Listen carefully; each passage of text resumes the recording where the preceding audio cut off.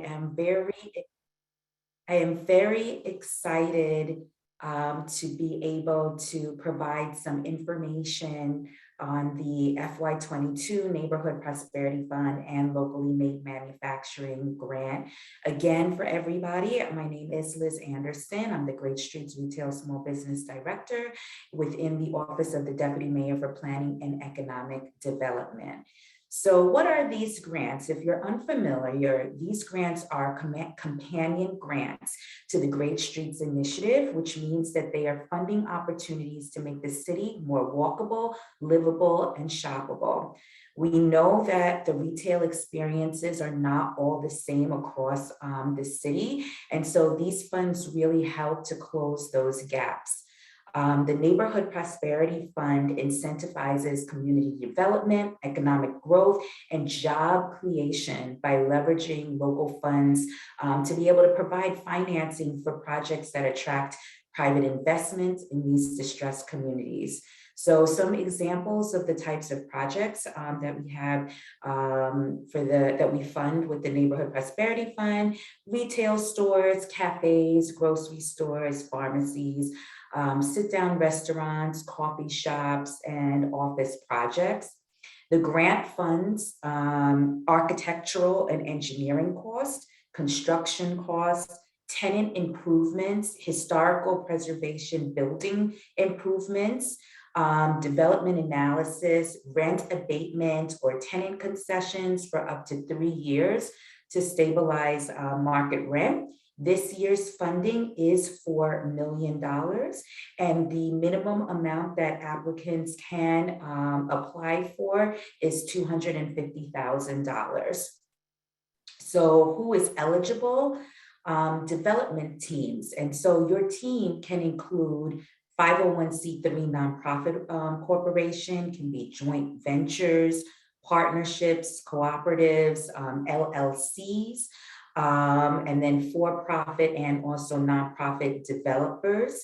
Some key things: you do need to be a registered business in the district in good standing, and you can do that with the DC Department of Consumer and Regulatory Affairs. You also need to be in compliance with your clean hands, and that is through the DC Office of Tax and Revenue. And then you also will need to make sure that you do have your business tax returns. So what are eligible projects defined as? Those are projects that can combine 2 or more of the following types of development projects that I'm going to explain now. So there's the mixed use portion. So there has to be a commercial portion, and then that can be a retail office or special purpose developments. So we are looking at urgent care centers, health and medical facilities. So basically there needs to be also the commercial component of your project. And we'll get a little bit deeper into that, I'm sure, during our Q&A, and also when Alexander talks about his project as well. How can you apply? Well, first, the deadline for the application this year is the 25th of this month at 4 p.m. You can find the application on the greatstreets.dc.gov site. You can also find it on obviouslydc.com as well. I'll put some of these addresses in and links in the chat after I finish speaking. So if you didn't get it the first time around, you can just check the chat. Folks that are ineligible: banks, hotels, nightclubs, seasonal business providers, tax preparation businesses, theaters, sports arenas, religious facilities. This is all outlined in the RFA. I absolutely encourage you to thoroughly read through the RFA. We do have a checklist as well that can aid you in terms of when you're putting your documents together, but RFA is key. And then you can also send me an email if you have any additional questions, and that is at the greatstreets@dc.gov email address. Again, I'll put that in the chat. and encourage you to definitely start early as possible. So we're already at the 9th, and this is going to be due in just a few weeks. Big thing, or I should say component in this grant, is that you do need to be within the boundaries. Okay, so there are boundaries for the Neighborhood Prosperity Fund. If you're familiar with the Great Streets grant and there are Great Streets boundaries, there's a corridor map. This is very similar, but it's completely different boundaries. So you do not want to go to the Great Streets map and put your information in, because that may not be the same as the Neighborhood Prosperity. Two different maps there. And so first you want to look and see if your location is even eligible, okay? Some other things that may be helpful for you. Let me look into my notes. Developers of the project need to demonstrate a commitment to support the sustainability of local business tenancy by providing certain amenities or concessions or abatements. So this is very key. At least 50% of the tenants that you identify with, you must meet this. And so you can evidence this by supplying a letter of intent or executed lease agreements or executed commitments to lease. There will be preference to developers who are committed to securing locally minority-owned or women-owned businesses. For the developers of the project, you must commit to commencing construction on this project within 12 months of the date of the executed grant agreement. So that is some information about the Neighborhood Prosperity Fund. Last thing actually that I do want to discuss is site control. So you must have site control, and it can be either evidenced by a contract of sale, a letter of intent, an option to purchase agreement, okay? Or you can have an executed contract or lease with the property owner with a minimum unexpired term of at least 10 years. So that's really key, that when you are having discussions, that you have leases that are within a 10-year term, okay? Some eligible funds, eligible things that you can do with the funds are architectural and engineering, construction costs, tenant improvements, development analysis. I know that I did say a few of these earlier, but I just want to make sure that everybody is clear. Again, rent abatement for up to 3 years to stabilize market rent. And then if you are going to use consultant, the fees cannot be any more than 10% of the full pre-development budget. Okay. Now to get into locally made manufacturing grant. So locally made incentivizes and bolsters the Great Streets Initiative, which is basically to grow the district's local small business economy and bolster neighborhoods that have inadequate access to retail opportunities. Again, the purpose of the Great Streets Initiative is to transform certain designated emerging commercial corridors. There are 13. And we want to make sure that these corridors are thriving, that they're walkable, that they're shoppable, that they have inviting, neighborhood experiences. We want to make sure through the locally made manufacturing grant that our industrial sector can thrive and flourish.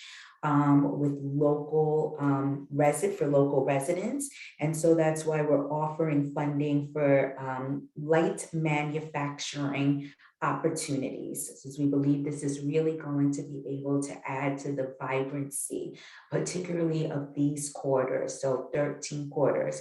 So if you remember when I mentioned the Great Streets boundary as map, there is a separate one for locally made manufacturing. You would put in your location into this Great Streets boundary map. So, and what I meant by separate is that it is different from the Neighborhood Prosperity Fund map. So when you go onto the site, you're going to see two maps: Neighborhood Prosperity Fund map, and you're going to see Great Streets Corridor map. You're using the Great Streets Corridor map for the locally manufacturing to see if you are within that boundary. Okay, so what can you use the funding for? So this year we have $500,000 in funding.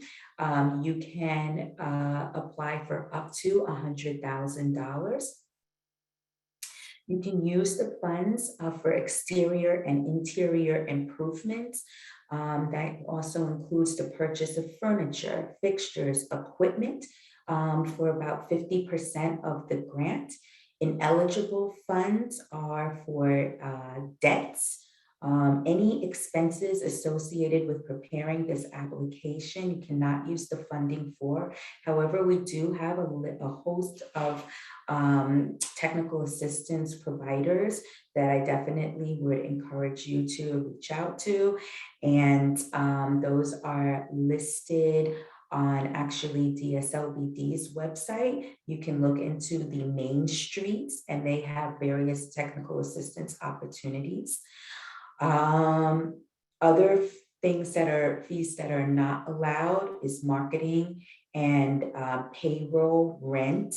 So those are on any kinds of debts are not eligible for funding. Again, you're going to need to have a business license, be able to show proof of site control. If you are going to be entering into a lease, then you need to have an unexpired term of at least 5 years for this particular grant. And then you also have to submit a notarized affidavit from the landlord that's authorizing you to be able to use this space in this way. The deadline for submitting your application and for both applications is March 25th at 4 p.m. All applications can be found on the Great Streets website. And you will be uploading all of your documentation, all your documents onto our Grant Vantage application portal. And that is for both applications and projects that were mentioned today. I encourage you to very much look through the Grant Vantage manual because there are some certain things that you'll need to know when you're uploading. For instance, if it is 3:59 p.m.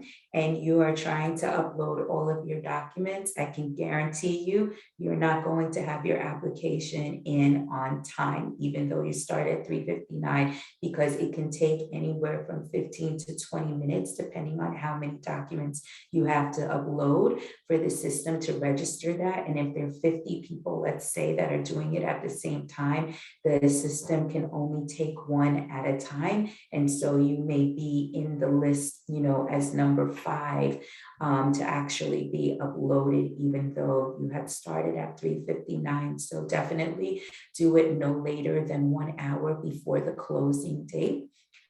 Closing time. And if you do encounter any kind of technical assistance issues, you need to submit all of those issues before 12 p.m. on the deadline date to give time to our technical assistance team to properly be able to answer any of your questions and inquiries. So that is kind of the information that I have for you today. There is going to be a PowerPoint presentation that will be on the website later this week, as well as we have a recording of a video with myself and the Business Development Director, Savonle Cook.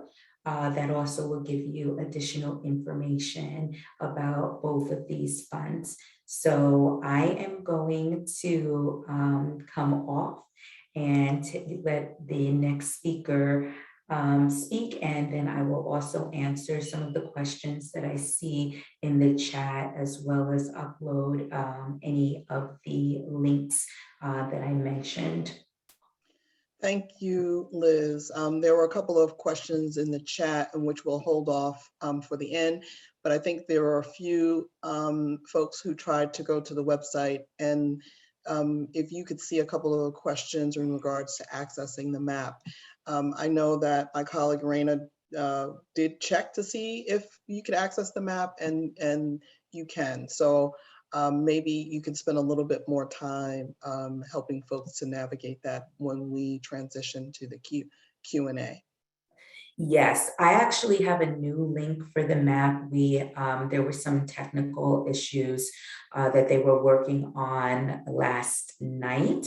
So I'm going to put a link in there, and well, I'll check that link now. And then if that one is working, I'll put that link in there. And then I'll also just flag our GIS mapping team again if the link is still not allowing people to enter, okay? Okay, great, fantastic. And if time permitting, I don't know if you're able to, you could share your screen and show folks how to find each of the respective maps, because it seems like there's some folks are having some issues and challenges. And so we'll transition now to the panel. So we thought that it would be great not just to share the information, but to also provide you an opportunity to hear from others who have had this experience of applying for the Neighborhood Prosperity Fund specifically. And so we're delighted again to have Alexander Moore, who talk about their DC Central Kitchens project. And so he will give you a kind of brief overview about DC Central Kitchen for those who may not be familiar with the organization and the great work that they do. And then he will also provide a brief description of their project, so you can get a sense of the scale and the magnitude of the project, as you're, not to say that needs to mirror yours, but to give you an idea of what one typical or prototype of a project that was awarded funds through this effort or initiative. Alexander? Great. Thank you so much, Yvette, for having me. Thank you, everybody, for joining today. And thank you, Director Anderson, for really, I think, providing a really helpful scope for everybody who's going to think about pursuing this really exciting grant opportunity. My name is Alex. I'm the Chief Development Officer at DC Central Kitchen. And if you're familiar with us, we are a nonprofit organization. We've been serving the Washington, DC community for 33 years now. And when people hear our name and that it has kitchen in it, they do naturally associate us with food.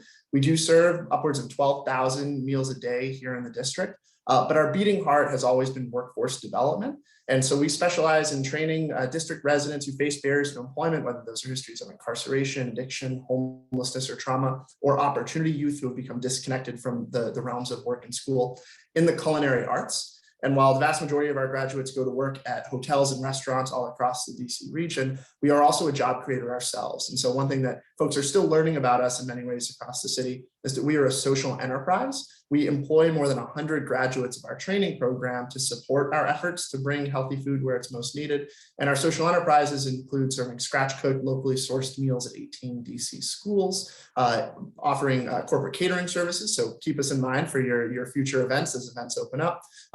And we, since 2019, have opened job training and job creating social enterprise cafes. And so we opened our first cafe on the campus of the ARC in Ward 8 in 2019.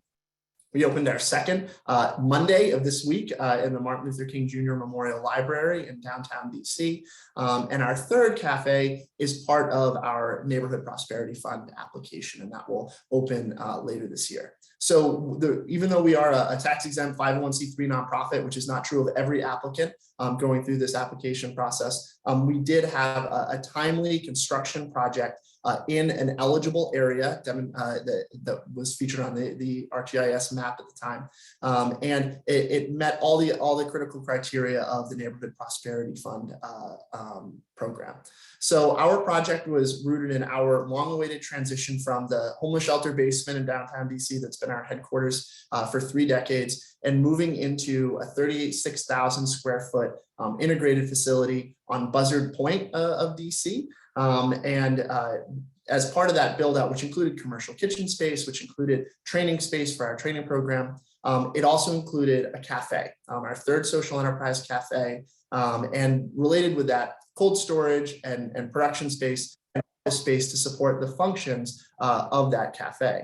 And so our Neighborhood Prosperity Fund application really centered on the role that cafe would play, making our facility come alive, helping us be part of the wider Buzzard Point community, and then all the other job creation and job training benefits that would be possible as a result of that.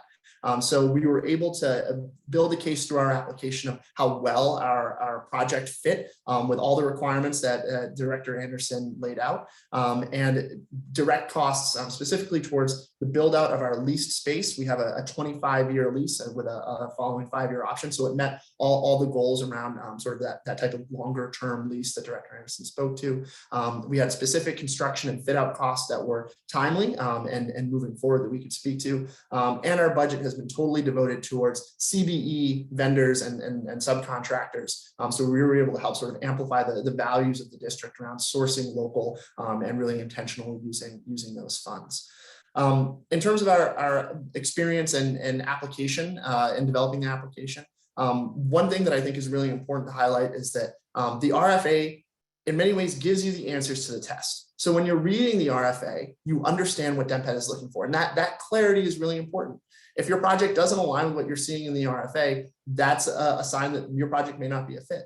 But where you see that really strong fit, make sure that you're really being transparent and clear in the application that you're building. And so if the RFA says, hey, we're really interested in elevating these particular issues or these particular outcomes, or drawing on reports. In the year that we applied, the food access. I was thinking wallpaper, and then I was thinking. Latanja, please put yourself on mute. Thank you. I think we're good, but hey, wallpaper might be an eligible expense, so you can reach out to Director Anderson's team and see if that's something you want to include in your budget. But the food access and food security report was something that was highlighted prominently in the RFA, and so if DMPED says these district reports, these district findings are really important. The health equity report was also one that was significant. Go back and read those supplementary documents so that you can build the cases to why your program is a really strong fit for the priorities of this grant fund. Finally, scaling was extremely important when we talked about transitioning from the shelter basement to what we would be doing in our new space. It wasn't just a matter of transferring from one location to another or doing the same old. It was really talking about how many more things we'd be able to generate and what those really measurable returns for the district and the surrounding community would look like in that space. And we made that case. That's hopefully an initial sort of good opening statement, and Yvette, I would love to get some additional questions from you.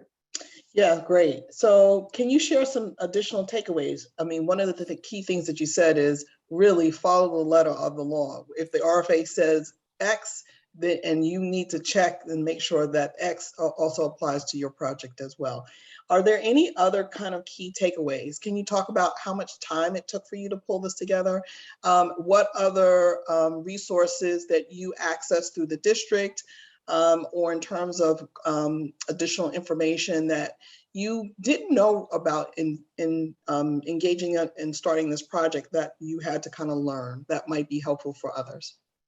Yeah, absolutely. Those are great questions. So one key piece of developing your proposal is you're going to want to be laying out your timeline of all the deliverables you'll achieve with the grant.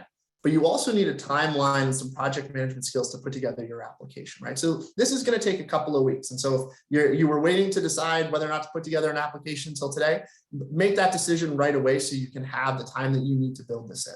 This application is a team effort, right? It's not just the lead applicant who's got their name on it. It's not just the development team. It's not just the architect. It's not just the finance or construction team or legal team. It's everybody, right? Because DMPED is looking for a strong team that can execute on the goals that you've laid out and do it in the timeline. Remember, you have to break ground on your project during the grant period, right? And so they're looking for a robust team that is built out, that has a solid plan. And that means whoever your lead writer is, they're going to be pulling information from a whole bunch of different experts to put together this application. So make sure that everybody's bought in, everybody has an internal timeline of what documents and information they need to generate, and that you're able to do that in advance of submitting the application.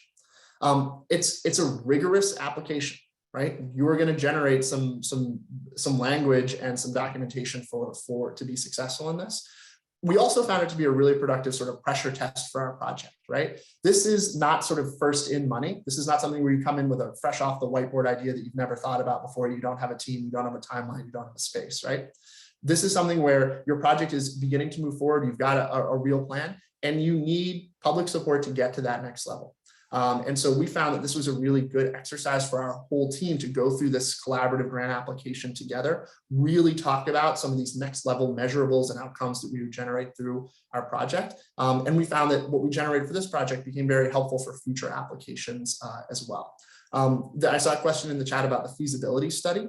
The requirement around using a feasibility study was really helpful for us. So we engaged a local CBE called Area Probe. I'm happy to give them a shout out to do the feasibility study that was required for this. And again, that just added, I think, more professionalism and maturity to the project and gave us a better sense of what outcomes we could achieve with the Neighborhood Prosperity Fund support. Lastly, I want to talk about how DMPED operates as a grant maker and a grant manager. One of the reasons this application is so rigorous, I think, up front, is that it's not one of those experiences where you apply, you get approved, and then you get a whole bunch of surprises after you get your award letter, right? And I think if you've been around philanthropy or grant making, you might have had an unfortunate experience like that, where you don't totally know what you're signing up for. This is a very transparent process, and that the application is rigorous, so you know what the expectations are before you hit submit. And that's I think really important. And so they ask for that information up front so that they can be really supportive and give you fewer surprises later on. Construction projects are hard enough without having the rules change on you. And I think DMPED was very intentional and thoughtful about how they set this up. They pay on time. They give you the working capital that you need, the way that they structure their funding distribution, which was hugely helpful to helping our project move forward. And then the reporting processes, and again, this is always a question for any grant, they're really straightforward. They're regular, right? You're filing quarterly reports, but the way that they're formatted, the questions that they ask are really about how well you're honoring what you've already laid out in a pretty detailed fashion in your application. So again, it's not sort of changing the game on you 6 months or a year into your project. It really is just creating space for what are you learning, what's changing, what do we need to adjust for together. And I think that's the sign of a really good grant. Great, thanks. And in terms of additional resources that you had to leverage to finance your project, can you talk a little bit about that? Yeah, so as I mentioned, DMPED is looking for reasonably mature applicants, right? So when we applied, we had either secured or had a pretty good idea of where about 2/3 of our project funding was going to come from for the entire project. And so it didn't mean that we were all the way there, right? And if you're that far along, you're not going to be a good fit for DMPED's but for support. But if you're starting at 0, you're also probably not far enough along to deliver your project in the time frame that's being discussed. So we were again about 2/3 of the way there. We had started the process close to 4 years earlier around this project, developing the project plan, beginning to identify sites, working with both public sector and private sector supporters to introduce the project, socialize the project, and secure some early stage commitments. And we had done a feasibility study around sort of our fundraising capabilities as far back as 2018. And so the effort to begin securing funds around the project began in 2020 and timed out well so that when we applied in spring of 2021, again, we had some progress that we could point to and show that there was support for this project, but we still had a long way to go. And DMPED was able to work with us to identify where they could make a real difference in helping the project move forward. Excellent. This is really helpful. So I would like to kind of transition. If you don't have any additional advice that you'd like to offer to the group, I'm pretty sure a lot of folks have questions for you when we get to the Q&A. Your description of your project, I think helped to bring a more realism and about this whole initiative and what it's going to take. And so I'd like to now turn the mic over to Sanja Sanders Wells, who is the City First with City First Bank. Again, she is the Executive Vice President and Chief Lending Officer. And we invited her because we thought that she could offer a lender's perspective and helping prospective applicants to know around what resources that they may need to be thinking about, and then also what they need to be doing internally to make sure that they are able to seek the funding that they need and to be competitive in their application. So with that said, I'd like for Sonja to really give a high-level overview about City First Bank. For those who may not be familiar with the bank or have had some business with the bank, they are I'll let her talk a little bit about that, and then also talk about how City First supports prospective borrowers looking to leverage or attract investments for projects of this nature. Good morning, everyone. Thank you for having me here today. So let's talk a little bit about City First Bank. We are at this point, a 75-year-old community development financial institution. And we, due to our recent merger with a Southern California minority development institution, we are the largest minority-led financial institution in the country. And we are really dedicated to deploying capital into low and moderate income communities,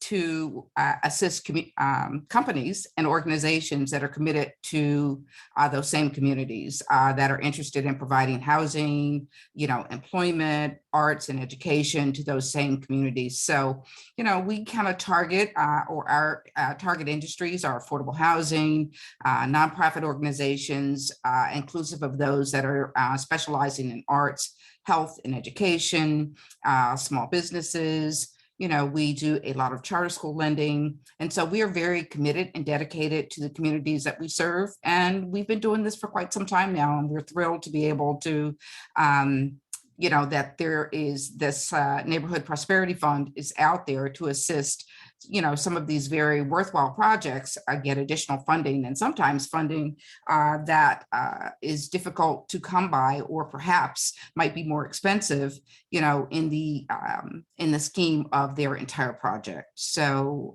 we're thrilled to be here. And then, so Yvette, how do you want me to handle kind of jumping into the rest of the questions, or? Sure. I mean, I think it's just helpful for folks to kind of know a little bit about some common financing related issues or pitfalls that folks might, and who are new to this process, that might be helpful for them as they're trying to identify additional resources or leverage investments. What should they be doing? I think, what should someone be doing if they have started their planning already, or for someone who's in this meeting and realize, wow, I maybe should have been thinking about this months ago, and not to dissuade anyone, but what should they be thinking about moving forward? So it's a little bit of a balance, because this is not something, again, that you just wake up and say, oh, I want to apply for this, as Alexander kind of helped us and Liz kind of platform. Yeah, I think both Liz and Alexander kind of hit the nail on the head. It's not the first thing that you do in terms of applying. The bank is not the first place you come either. You really do have to have a project that's, more well thought out, at least a preliminary sources and uses that helps identify, where all of the sources of funding is coming from. If it's, grants, if it's, capital campaigns, whatever that may be, is, the bank is only a small portion it may be the majority portion, but it's still only one portion of the project funding. And so really having that identified upfront in terms of what your sources will be, how you plan to utilize those funds, a timeline, is also very helpful, kind of a comprehensive project description and summary is very helpful in terms of what the actual goals are, what you're trying to accomplish, over what timeline, I think is something that's extremely helpful. Obviously, having met with a contractor that has experience in the type of project that you're about to embark upon is extremely helpful to us, in having at least a preliminary construction budget that's inclusive of both hard cost and soft cost, and it's, so to, I think Alex's point is that, and to Liz's point, that's not the first, you don't start with, applying for the grant, and you certainly don't start, come to the bank when you haven't really, when you're not at least 2/3 of the way there, to have some sense of where these funds are going to come from, how you're going to get there, how long it's going to take you to get there, what support you need. We're a part of your team. So as a bank, we will work with you, but we can't help you do all of the planning. A lot of that has to be done up front before you come to us. Are there particular organizations that you have relationships with that can help businesses that have experience with helping businesses look at and develop, their sources and how they're going to, finance a project like this? I know that City First Enterprises also, City First Bank has City First Enterprises. Do they provide assistance or guidance to individuals? Yes, so City First Enterprises, I was just going to say that is a perfect resource in terms of any technical assistance that may be needed by small businesses or nonprofit organizations to really help in the process, and in terms of what resources are available, who they should be talking to, who they can leverage. We will support the organization with that, but City First Enterprises can really provide the technical resources that are needed. So that's part of the City First team that exists. And, we have relationships and partnerships with other organizations as well that we can guide and direct borrowers to. Excellent, excellent. So what I'd like to do is transition to Q&A. There's been a lot of questions that folks have put in the chat. And so what I'd like to do is first invite Liz back to kind of help folks navigate the map and the mapping tool. I know that she's put some new links in the chat. Liz, you want to talk a little, just refresh and help folks be able to navigate and locate the maps that you had referenced? Sure. I did put the link in the chat, and it is working. So I can share my screen, and we can also go through it as well. Give me one moment.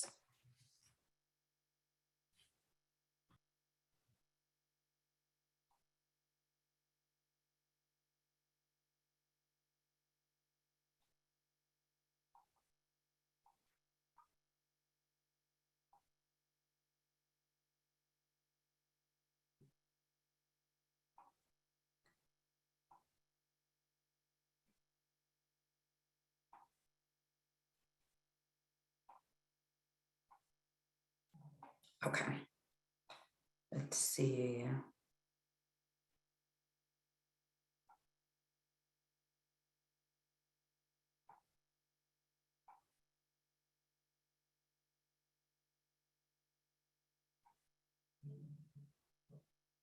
Can everyone see my screen? Yes. Okay. Yes.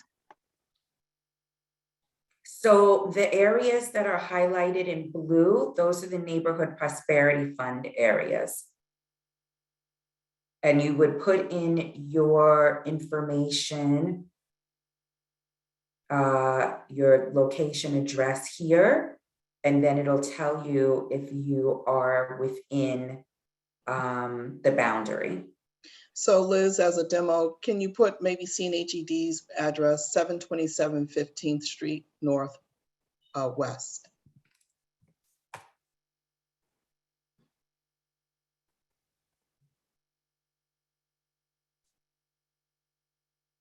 It's showing that you're not within a boundary. Okay, thanks. And then for the locally, for the local manufacturing map,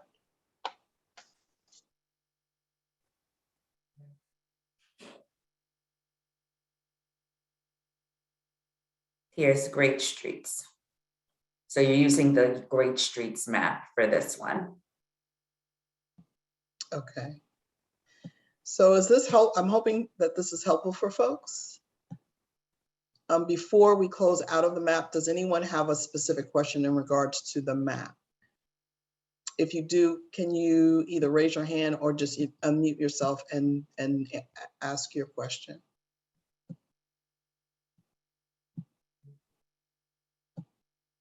Okay, well, thank you, Liz. So one of the questions, going through the chat, do dental services count as health services?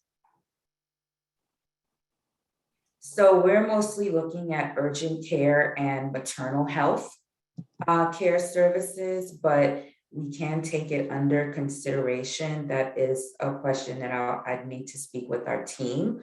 But we do have in the RFA that we are primarily looking at urgent care and any medical services, particularly focused on maternal health care. Okay, great. So you've already answered the question, do we need to access the map for eligibility? And so that answer is yes. For the locally made manufacturing, are you looking to support only new developments, or can current manufacturers apply for the improvement of current spaces? They can, but it depends on what it is. What are you manufacturing and how are you trying to grow that space? Are you going to be buying new equipment? Are you going to be meeting a greater need of an underserved population? We need you to really flesh that out in your proposal. Okay, great. And then another question for the locally made and manufacturing grant. Can developers construct a brick and mortar for a small business to produce their products?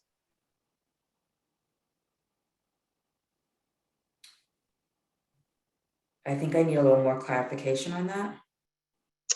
So Asante, do you want to unmute yourself? And if you can succinctly give a little more detail, that would be helpful for Liz. Yes, good morning. Thank you. So I was asking if a small developer or a developer can create or develop a project specifically for a small business who makes and manufactures their products in DC. So creating the actual space for that business. Yes. Yeah, I mean, as long as yes, you can, and you need to just have an agreement in place that meets the criteria that we have. So that should be eligible. Okay, thank you very much. We are looking to partner with our co-packer to manufacture multiple products for our business. Both our businesses are in DC based. His production is a facility is within the New York Avenue area. I want to make certain that this is all feasible. Hi, this is Bettina Stern from Chaya. Thanks for taking my question. Yes, so I am a restaurant owner. We do a consumer product good that we bottle. We have bottled with a partner, a co-packing partner who business is based out of Union Kitchen, which falls within the New York Avenue and the North Capitol corridors. I am the lead applicant going to apply for this local manufacturing. We're not trying to build a building or anything. We're trying to manufacture our hot sauces, both our hot sauce and 3 key sauces in our menu that we've been wanting to do for consistency and quality purposes in a much larger production run, because we go through hundreds of gallons of salsa a year, and it's cost effective for us to work with a co-packer. And we specifically went out in search of a co-packer who is locally based. So I just want to make sure I'm sort of halfway through the writing the grant and making the story, but I just want to make sure I'm not spinning my wheels and going to be told that since one of my businesses, which I thought I could apply under, falls within less than half a block from any of the Great Streets corridor. So I'm going to apply as the lead applicant in partnership with my co-packer, putting his name and information in there. Can I keep going? Let's talk about this offline. Okay. Because I need to know are you 50-50 in We- terms of your percentage of ownership of this for this Of my business. project? I am yes, my business partner is we are a women-owned business. We own 65% of our company. We are contracting with a local manufacturer, paying them to do the work and then selling the item at retail. But where is your business located? Well, one is in Is it George. on one of the corridors? Because you mentioned something about being a block away. So our Georgetown shop is less than half a block from the Great Streets corridor, but Aaron, who is the manufacturer, is within the corridors. And the product is being manufactured within his production facility, and we are paying him to do the work. And there was some talk earlier in this conversation about joint partnerships and collaborations. So it's a little different for the locally made manufacturing. Well, that's the one I'm applying for. Yeah, correct. That's why we need to discuss this offline. I don't want to take up too much time for everybody else, because I need to really, there's still a little bit more information that I need, and I don't want to steer you in the wrong direction. So, let's talk this afternoon. Sure. Just send me an email, and that way we can discuss it further, since you're already going through your application. Want to make sure. Do you want me to include my email in this chat, and then you can ping me, or my cell phone number? Yeah. Okay, and that way you can share what you want to share. Okay, thank you, Liz. Thank you. We have a question. Can you please discuss the third-party market feasibility analysis and provide more information on what this analysis should look like and the types of third parties who are acceptable providers? And I'm assuming that this is in regards to the neighborhood prosperity. Actually, Alexander, you had given. Yeah.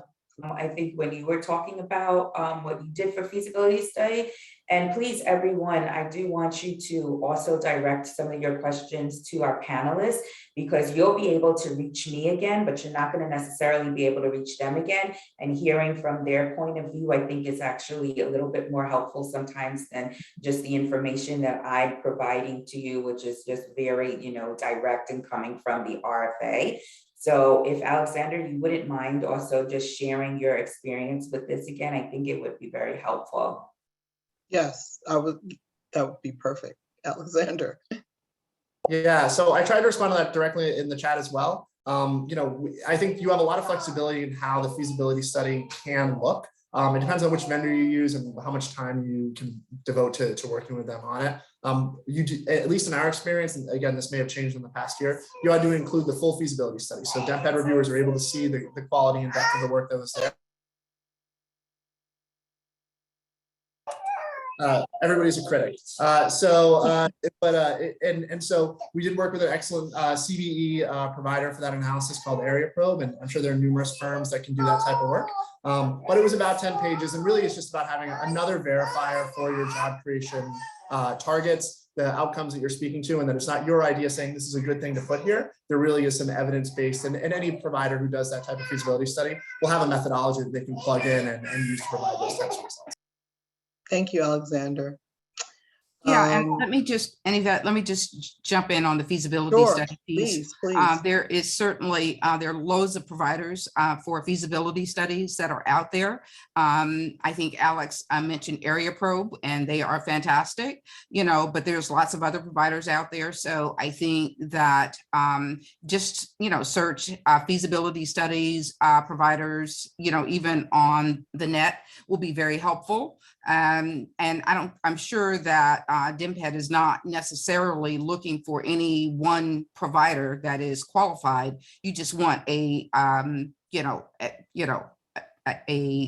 well done feasibility study for the work that you're looking to do and for the project. Can you talk a little bit about how they should select, or what some criteria they should use? I mean, a lot of times if you don't have experience or background, how do you assess whether one is going to produce or provide you a quality product? Are there some key things that someone should be, a business or organization should be looking for in selecting a firm or company to do that work? I think the most important thing is, number one, that they have experience and background in the project type and the industry segment that you're in. I think that's important. The number of feasibility studies that they've done, and there are all sorts of feasibility studies. They can be very comprehensive. I think Alex mentioned that his was about 10 pages, but I have seen them be hundreds and hundreds of pages. So it really just depends on on the scope of what you're looking for and the detail, and again, really the project. But I think the most important thing to focus on is how much experience they have in the industry segment that you're pursuing. Great, thank you. Another question is, would childcare and development qualify as an eligible business? I think that's for you, Liz.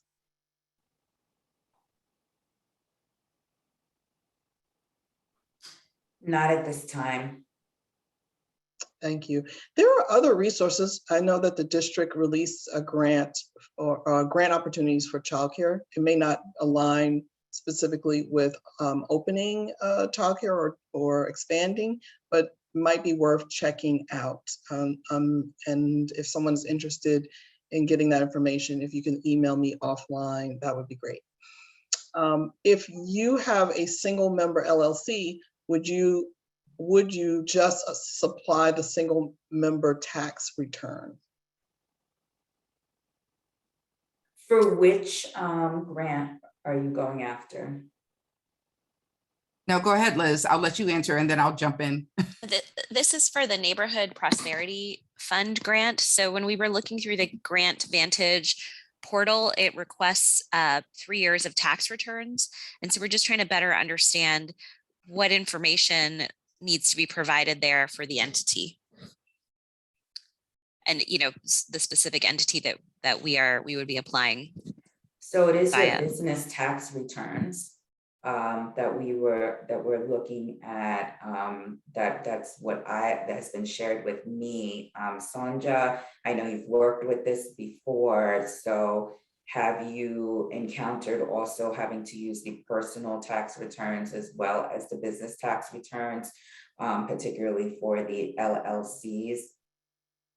Yeah, so oftentimes, so yes, you would need the financials and the tax return for the LLC, but also the individual borrowers, all of the owners of the entity or members of that entity. The financials would be required from a banking perspective. And I'm sure that overall, it's one thing if you're a nonprofit organization, then it might just be if a single member LLC or a single purpose entity is being formed. So you're going to provide that LLC, but if it's a new entity, you may also have to provide the parent company or, information as well. So it just depends on how long that entity has been around, but 9 times out of 10 from a banking perspective, and which is also probably very similar for the Prosperity Grant as well, is that you're going to need to show the stability of the entities and all of those all of the players in within the group. Thank you. So what is the timeline to use up the funds if you're awarded?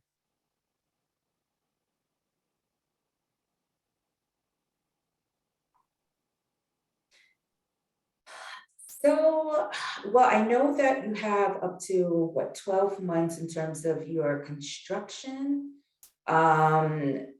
There, I've seen the timeline kind of shift.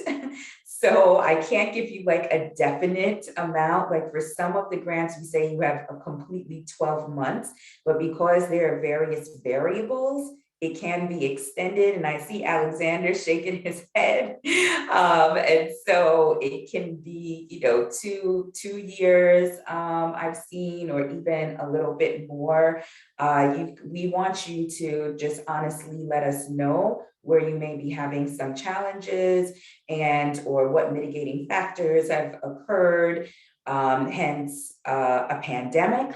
And so we will work with you. So there isn't like a set time deadline. Yeah, that was definitely our experience as well. We had some supply chain issues with the initial spending and timeframe plan that we had in our original proposal. That said, I would certainly try to identify the expenses that you will be allocating upfront and earlier in the grant period, so that you don't get yourself sort of falling too far off the timeline, and it sort of doesn't extend that process and put undue stress on the grant partnership. So before I turn to the folks that have raised their hand, there was one question for you, Alexander, since your mic is on. And I don't know if you answered this already, but they wanted to know, can you talk a little bit about but-for analysis? Yeah, so I think, and I tried to address this in the chat as well. Essentially, you want to be able to make the case that DMPED is really playing a really pivotal role in your application. And so that includes the timing and how quickly you can proceed, and the type of amount of work that you're doing. And so happy to provide individual answers to that when I'm not dealing with screening. If folks want to reach out to Thank you. So Andrea, can you unmute yourself and ask your question? Hi, thank you, Yvette. This is for Liz. We're looking and working to have a mixed use space. And my question specifically is about we're providing ambulatory services. Is that also inclusive of behavioral health as well? Psychiatrists, therapists, counselors, and dealing with mental health? I believe not at this time. However, I do want to circle back with that, just with the team, because I've been told that it is, explicitly for the maternal health care and the urgent care. And I haven't seen the other types of healthcare providers receive funding, but there may be a case that can be made for, having these additional services. So, and I don't want to give you a steadfast no. So let's just, if we can connect, or I can actually post in our frequently asked questions online to be able to answer that question. But I want to make sure that I just confirm with the team on that. And you dropped your contact information in the chat? I did. Okay, I'll go back in and look. Thank you. Yeah, and that is an email that our whole team looks at. So I really do encourage everyone to send their questions to that. So I am still new in this position. And there's some, background information with that other team members who have been a part of the team for, number of years can provide. And so that's the best email, because that way, those team members can also be able to give you a comprehensive response. And then, of course, I'm also out in the field a lot. And so I may not always be able to get to your questions, within 24 hours, or if you call me as well. This is just kind of general for everybody to know. So definitely use that. But I'll say the email is greatstreets@dc.gov. Thank you. So Raphael? Hello, Yvette. How are you? Hi, Okay. Liz. Good to see you. Many good and nice faces that I see here. I am the guy that makes the chocolates a la cosecha with Annabella. Yes, I thought I remembered. Yes, yes. Yes, I'm so happy to be here. First of all, I'm so happy because, it looks like the same procedure that the grant that I got it last year from the Great Streets Corridor for La Cosecha. It has been fantastic, very helpful. But at this time, we're looking to apply for the locally made manufacturing, because we would like to elevate and scale up our operations. This year, we're going to apply for a different location in the Great Streets Corridor, in the new boundaries on Wisconsin Avenue, probably.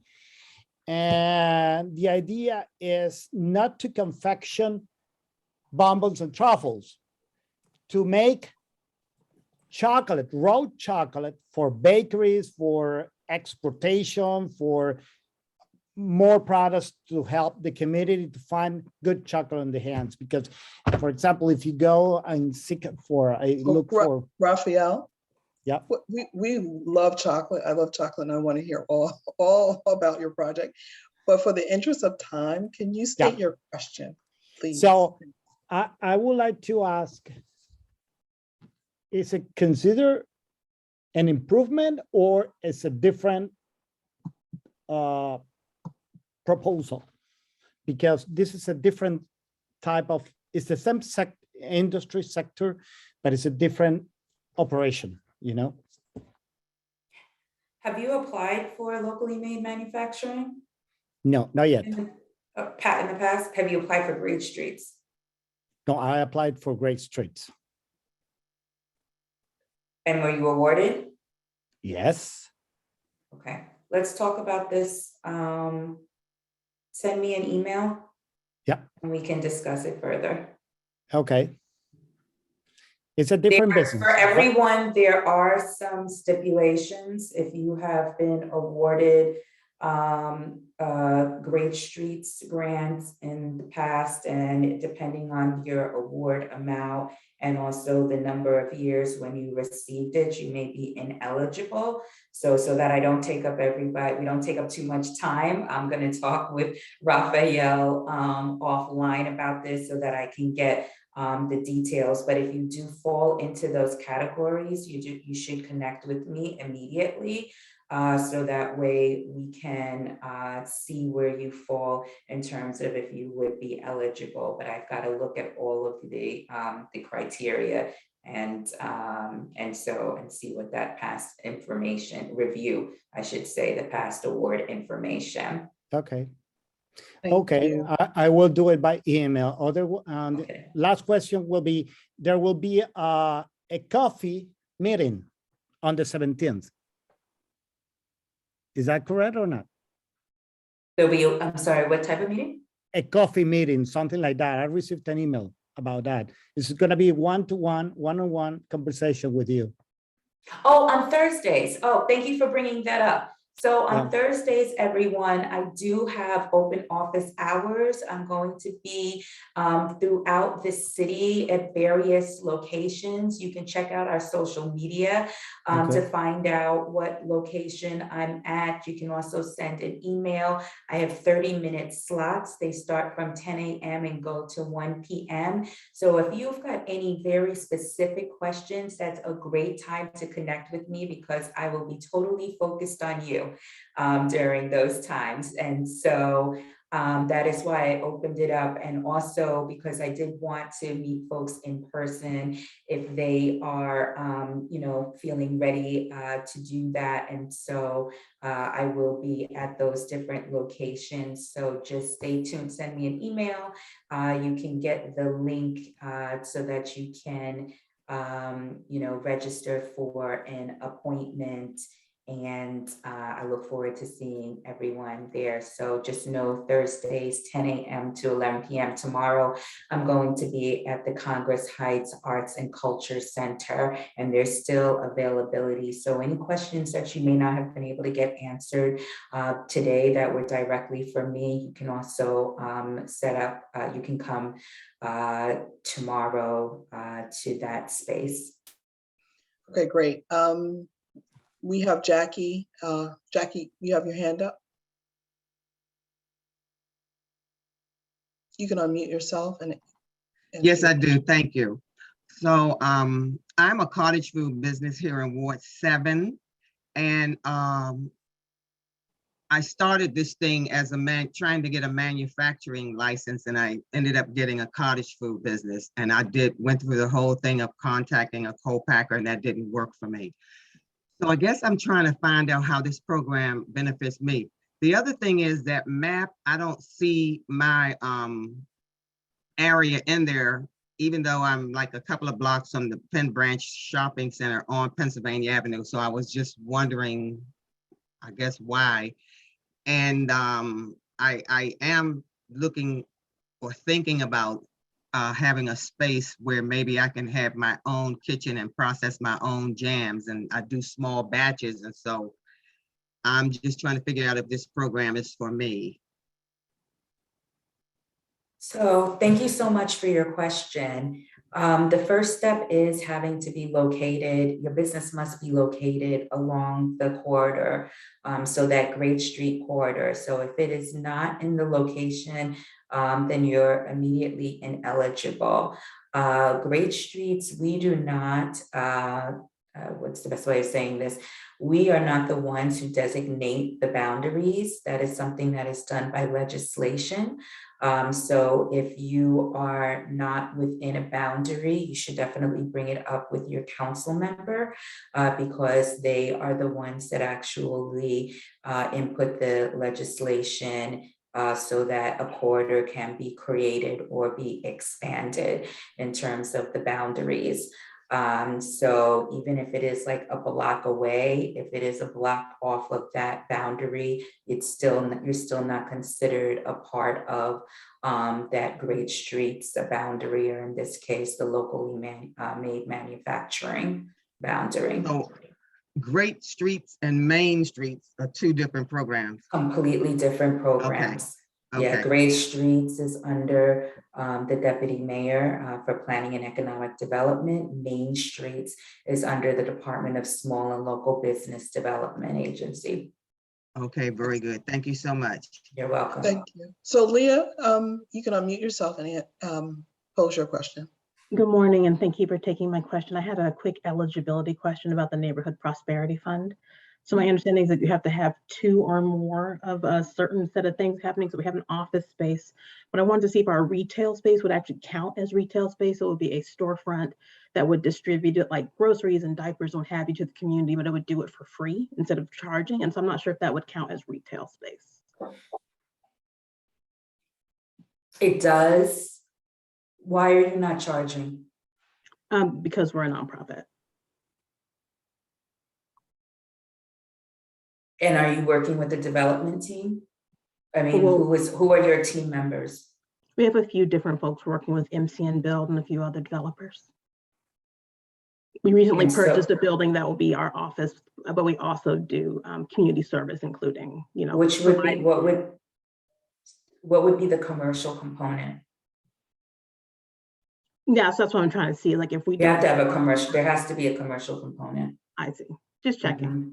Yeah, no, If it was a we- good question, a very good question. Yeah, no, but so if we, for example, do like earned income, like rent out a portion of our office space, would that count? Or is it specifically for the retail portion has to be commercial? The retail portion. All right, thank you. So any other questions? Folks want to raise their hand and pose a question for Alexander or for Sonia. Sorry, Sonia. And Liz, while we have a few more minutes.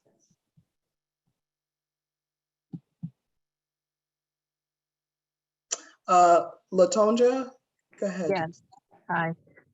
So I'm sure this has been asked several times. So I have a small business and we're operating currently out of the home. We produce one food item at this time, but we're looking to expand to more food items. So we would utilize this funding opportunity to acquire a space and sell our product. Would this qualify? And as a basically maybe a single member LLC, would we then have to do a feasibility study, or what would all of that entail to just be eligible to apply and receive funding to acquire the property, build out the property, start selling our products? Are you asking in terms of the Neighborhood Prosperity Fund? Yes, yeah. So this is a little bit deeper conversation, and actually before getting into it, I think you need to also review the RFA if you have not, because it does answer a lot of your question. And then I would say we could speak after that, because there's a couple of different things that you can do, and we only have like 2 minutes right now left. So review the RFA. Mm-hmm. I'm sorry, quick. Well, that raises a good question, because I do apologize. I got this information and I finally found the site and downloaded it. So I did download several different funding opportunities.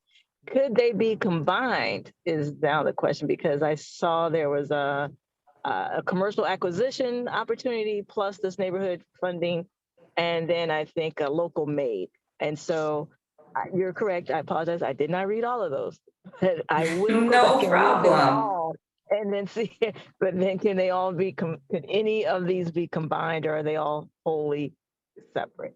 Yes and no. Yes and no. So they're outlined, and specifically will say in the RFAs which ones can be combined. It'll say if you've previously been awarded the Neighborhood Prosperity Fund, or if you've been awarded Great Streets, if you hit the $150,000 threshold. So three things actually I would suggest. First, review those RFAs, see which ones really do fit where you are right now in terms of your business, okay? And so then two, I would say, is to reach out to the technical assistance providers, because there's only but so much information I can, provide you in terms of while you're making decisions to see which grant is best.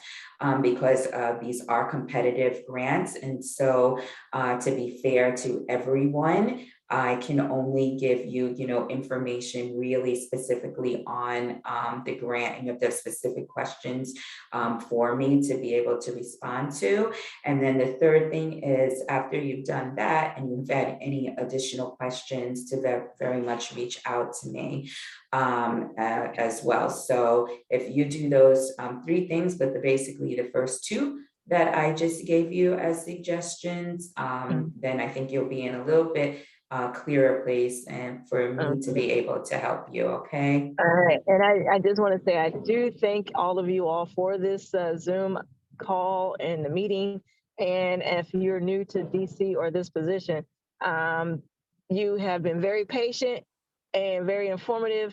And basically I will probably be like everybody else. If you, I know it's all in there, you just gotta read it. So I'm gonna say for No. everybody, okay, I didn't read, and I know you put it in writing, but I will go I back and completely, read it all. no, thank you so much for that. And I understand to everyone that this may be very new to you. And there are a lot of questions. And, it may even seem discouraging at times, but I don't want you to feel that way at all. That's why we did something a little bit different in terms of even how this information session is done, by having a current recipient of the grant, and then also our funder as well, to give you some, in-depth information and just best practices that can make this process easier and more understandable.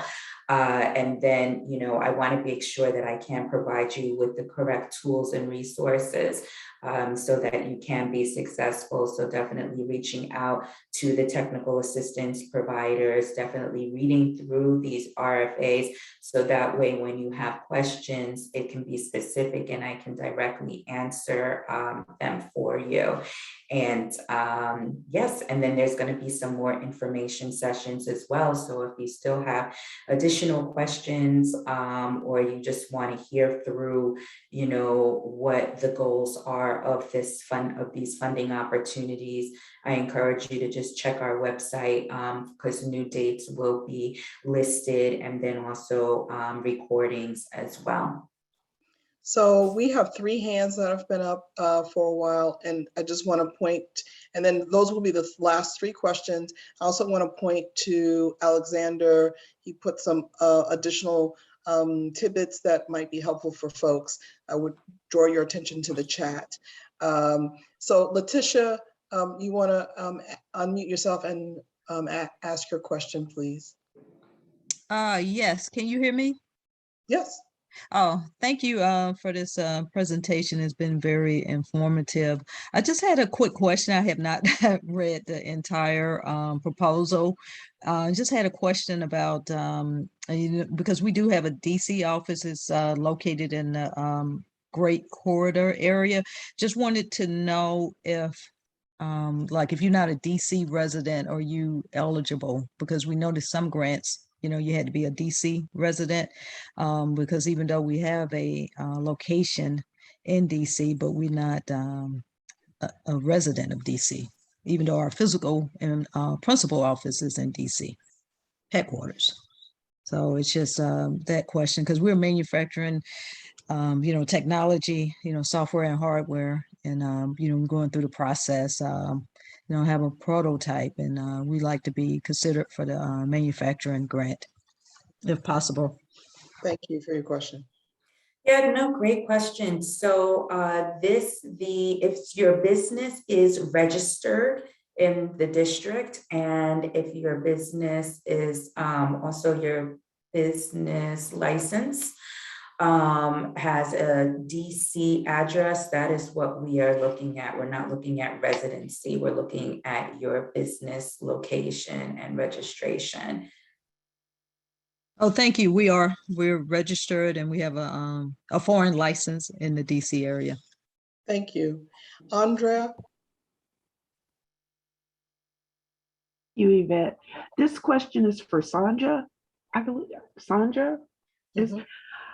My question is for City First. Are you part of CDFI? And if so, part of what we're doing is mixed use for seniors and its residents, but part of our cap stack is going to be a debt instrument. So I was wondering, as far as if you're not a CDFI, do you have competitive rates for nonprofits that are coming in with projects that CDFIs would actually look at? So we are a CDFI and a bank. So when you say competitive rates, because we are a bank, yes, we typically have our funding and loans are more competitive than what CDFI that's a non-bank. And technical assistance is also offered with that as well, No, helping with. so technical assistance is coming from our nonprofit loan fund, who is also a CDFI, which is City First Enterprises. Okay. Because I was quickly looking on the website and trying to listen at the same time. Yeah, so it's City First, so there's City First Bank, and then Okay. there's City First Enterprises. So we're part of the City First family, but we do provide, although City First Enterprises also does direct lending, their source of funding and their pricing is different than the bank funding. Okay, I'll just do my homework with that, but thank you for the clarification. Sure. Raquel? And thank you. And thank you, Andrea, for asking those questions, because I did want to reach out to Sonia and ask the same. But the reason I put my hand up, I just wanted to confirm my notes say that the neighborhood fund has $1 million and the applications need to be for 250. Liz, is that correct? Did I write that down correctly? So the overall fund is 4 million. 4 million, thank you. And then the minimum amount that you can request is 250,000. Okay. So that's the minimum. Okay, well, that just, so there's a limited pool of, there will be a limited group of approved applications given. Up until the 4 million, yes. Yeah, up to the 4 million. Yes. And the other was an Yvette question, which was, I think someone had raised, will this recording be available on the CNHED website or a link sent to people who are on this call? We will send the link to the recording to everyone who's attended today's or who registered. I don't always take good notes, given, I wrote down 1 instead of 4 million and want to make sure that I get everything correct. Appreciate that. I'm glad my son's whining will live on in perpetuity. I will just add quickly to that, Raquel. What you ask for what you need, justify your budget, have a strong budget narrative, but know that what you asked for may not be what you were awarded, right? Because DMPED is trying to sort of, triangulate beyond many applications and knowing that the minimum is 250, but the max can be greater. And so just know that as you might not get everything. And so know that then the next stage of conversation with DMPED is what expenses do you prioritize? How do you still make sure the project is viable? Because that is a stage that you might enter depending on the size of the project. Thank you for that observation. Absolutely appreciate it. And one more piece to add to Alex's comment is also if you've got gaps in your funding, which then would question for them probably the viability of the project being able to move forward. So that's why it's really important to make sure that that sources and uses is solid and that, you can encompass the grant is part of the funding, but that can't be your sole source. You need to, have had your conversations with financial institutions and, really be able to line it up also with if there's any capital campaign dollars that you're anticipating and what, funding you've already been granted and awarded, just make sure that all of that's there, because if there's gaps in the funding, that might jeopardize your ability to get the grant. Excellent. So we have 3 minutes. And so as we close out, I want to thank everyone for their time. I especially want to thank our guests, Liz, Alexander, Sonia. I really appreciate the time that you spent with us and sharing your expertise, your information, and also putting your information in a chat so that folks can reach out to you if they have follow-up questions. Again, I encourage everyone to also go to CNHED's website and to sign up to get information about upcoming events that's specifically for small businesses or about opportunities like this. And at my last pitch, again, I started out the meeting talking about why it's important to be engaged with CNHED, because we advocate for programs and policies that support small businesses. And I had indicated that Councilmember McDuffie has proposed in his budget to the mayor that he submitted to the mayor to request that she support the commercial acquisition fund by increasing the amount of money that was placed in that fund. And so that's an opportunity for CNHED to kind of rigorously advocate for programs like that. And those programs benefit you guys. And so please stay tuned and, you know, again, check back with us. We will send the recording from this session, this meeting today, to everyone that has registered. And I want to thank you again for your time and your attention. Thanks.